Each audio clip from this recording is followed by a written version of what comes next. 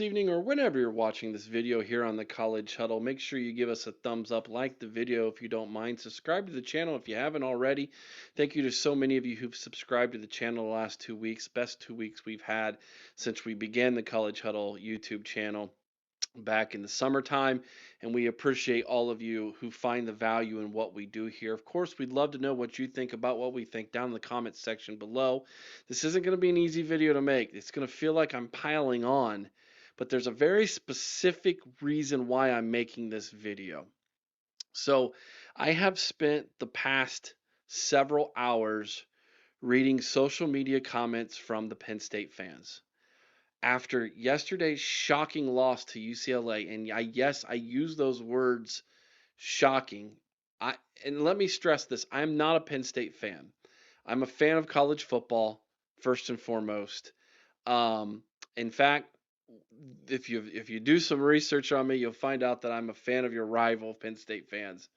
But I'm coming to your defense today. I am coming to Penn State fans' defense today because I feel their frustration in their comments.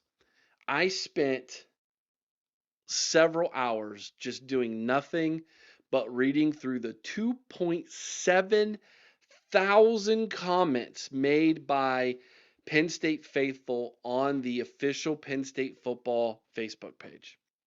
Now, I understand that the Facebook demographic is typically fans between the ages of 40, 45 to 60. And that is a much older demographic than what you're going to get on X or Twitter or TikTok or things like that. I understand that.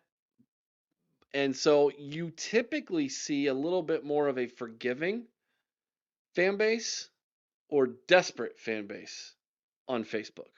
So you kind of get this clash because it's like, hey, I've been around a while, things have been a lot worse than this before, or I don't have much time left and I want to see a national championship before I go again in my lifetime, and I'm pretty upset. So you get this really wide range of thoughts between fan bases on Facebook and within that demographic.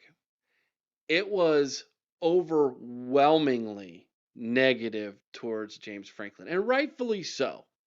Rightfully so. Now, I am not going to dive into the ins and outs and the thought process with that with the Penn State fans. That video was a week ago. And again, I'm not piling on here, and I'm not trying to capitalize off of the woes of Penn State here. There's a very specific Penn State fan I want to approach in this video. And I'm going to defend the majority of you Penn State fans who are sick and tired of what you're seeing at Penn State with James Franklin, which is the majority of you based off of what I read. And that is this. There is and it's not just Penn State fan, it is a college football fan who has the following argument against their own fan base. When that fan base wants a coach fired, they will fire back a response that says, "Why would you fire said coach? Who are you going to get that's better than them?" Have you all read that? Have you all seen that argument? It's typically followed up, if you're in the Midwest, with the argument that says, "Who do you want to be? Do you want to be the next Nebraska?" Citing the fact that Nebraska, after firing Bo Pelini, has basically been a sub 500 school since then. And they fired a man who was winning 9, 10 games, essentially 8, 9, 10 games every single season. And they got rid of him because he wasn't up to the national championship standard that they expected. And since then, they've basically been a less than 500 program and have missed out on I don't know how many years of bowl games until last year. It's been bad. It's been bad. I'm not arguing that it's not been as bad as they said it. It's been bad in Lincoln. And shout out to the Common Fan podcast, our College Huddle Cornhuskers representative. Great guys to work with, and they'll admit it. They did an entire series of how they got to where they're at right now, going all the way back to Osborne. So I understand a little bit of what of what people's trepidation is in firing someone like James Franklin and then saying, I don't want to become Nebraska and then be less than even who we are now. So I'm going to push back on those people. That is a defeatist attitude. That is a loser mentality. That is a I'm happy with second place thinking. Those people who think that way, who believe that, are losers. They will always be losers. They will always be less than excellent. And they will always be happy with good enough.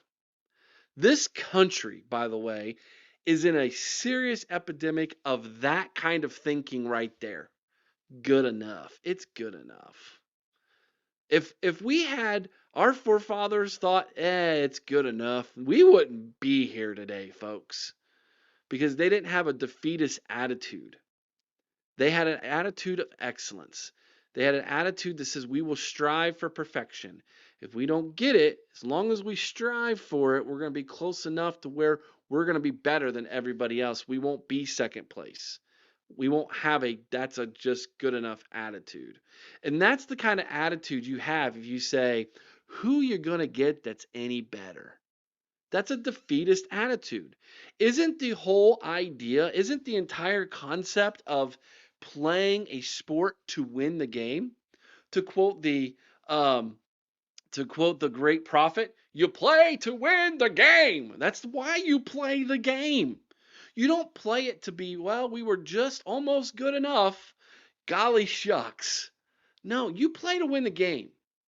It's about scoring more points and beating your opponent. That's why you play the game. You play in a conference to win a conference championship.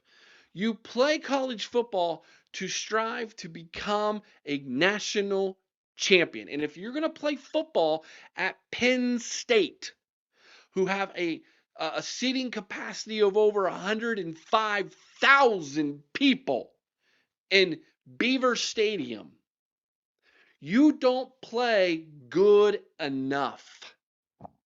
You don't say, well, we are a 10-win team. That's good enough. That is not who you are, Penn State.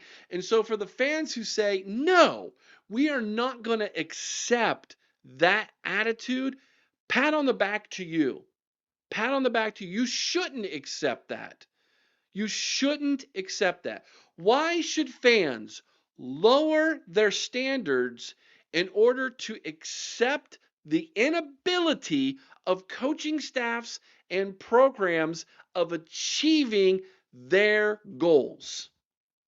Why should fans be expected to lower their expectations because you can't match the standards of the program that you set forth? That is not the responsibility of fan bases to lower expectations. No. In fact, fan bases should, and they are right now for Penn State fans, holding that coaching staff responsible for not achieving the standard that the coaching staff themselves and the players all expect when they come to Penn State and they become a Nittany Lion. Now, I understand that there's nuance involved in this, that from season to season, things might be different, that you might run into generational teams from year to year who are just going to be better than you are. That happens. And I understand that there are rebuilding years, but this is not a rebuilding year for Penn State. This is not a wait till next year for James Franklin team. James Franklin was given every resource financially, coachings, NIL, transfer portal. He was giving all of it he asked for to achieve the goal that this fan base and he himself and this program set forth. And that is why there was such high expectations beyond the fan base nationally for Penn State. They had a ton of returning talent. They went to the transfer portal. They did all these things. They went out and got the highest paid coordinator in college football from a team who just won a national championship and plugged them into your team, your ready-made defense, and said, do the same thing for us, and we're willing to pay you more than they are. And all of that has resulted in giving up 42 points to a team that hadn't won a game and couldn't even come close to filling up their own stadium. So excuse me for defending the Penn State fans who say that was a sick game and that was unacceptable. And this has been boiling and building over the years, and it is finally it is hammer meets nail. It is finally here. And they have had enough. And so for the fans, who else are you going to get? Anybody. You try anybody. You try anything. You are Penn freaking State. You don't sit back on your hands and say, well, I guess that's it. I guess we're just going to have to be second best. I guess we're just going to have to finish third in the Big Ten every year. We might make the college football playoff, and if we get lucky, we might make the semifinal based off of who we play in those 2 rounds. No, you're Penn State. You go out and beat Notre Dame next time. You go into the horseshoe. You beat Ohio State. You go do those things. And if you can't do those things, which James Franklin cannot do those things, then you find somebody and pay him who's saying, I can, because you're Penn State. That's why. So don't listen to the fans who say, who else are you going to get? You keep trying. And hey, you know what? I'll say this in defense. Of Nebraska.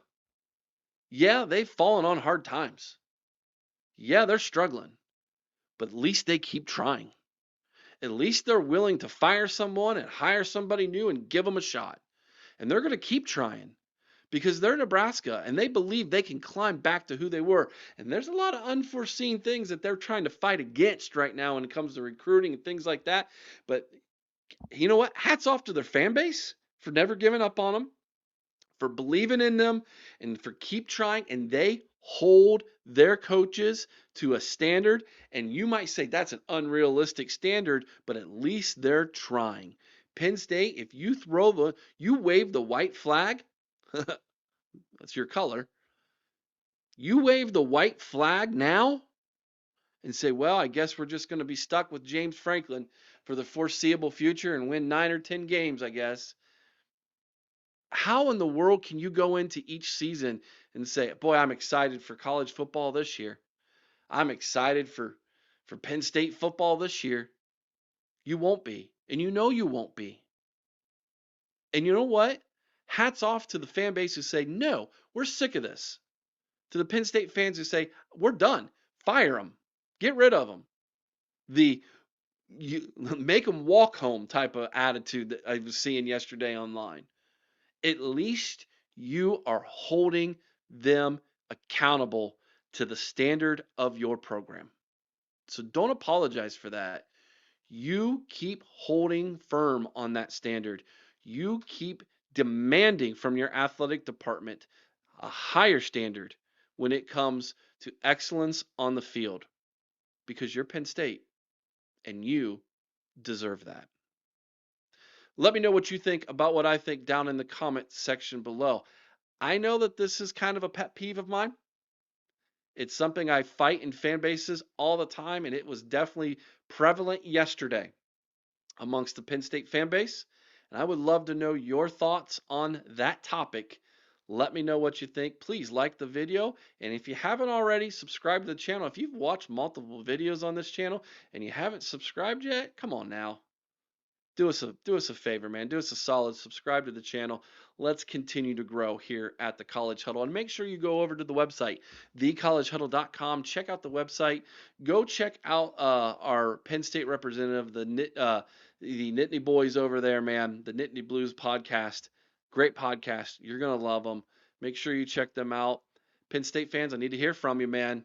I'm coming to bat. I'm at your side. I'm fighting with you on this one, guys. Don't let the the defeatist attitude people in your fan base knock the standard down. You're Penn State. You hold the standard high. Have a good night.